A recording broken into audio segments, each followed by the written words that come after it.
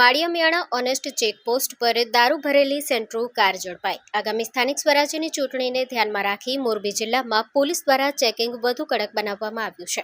તે જ કડીમાં માળિયામિયાણા પોલીસે ઓનેસ્ટ ચેકપોસ્ટ પાસે મોટી કાર્યવાહી કરતા ગેરકાયદેસર રીતે દારૂનો જથ્થો લઈ જતી એક સેન્ટ્રો કાર ઝડપીને આરોપીની ધરપકડ કરી છે। ચોક્કસ બાતમીના આધારે પોલીસે કચ્છ મોરબી હાઈવે ઉપર ઓનેસ્ટ ચેકપોસ્ટ નજીક વોચ ગોઠવી હતી।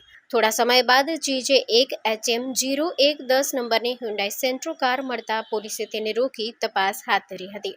તપાસ દરમિયાન કારની પાછળની સીટમાં ખાસ બનાવેલા ચોરખાનામાંથી અલગ અલગ બ્રાન્ડની ભારતીય બનાવટની વિદેશી દારૂની કુલ 96 બોટલો મળી આવી હતી। પકડાયેલ આરોપી ઘનશ્યામભાઈ ડાયાભાઈ પરમાર, ઉંમર વર્ષ 28, રહેવાસી કડિયાનગર, તાલુકો રાપર, જિલ્લો કચ્છ। કુલ મુદ્દામાલ જેની કિંમત ₹2,16,400। પોલીસે પ્રોહિબિશન હેઠળ ગુનો નોંધી વધુ તપાસ શરૂ કરી છે। Story report by Himanshu Solanki, Morbi.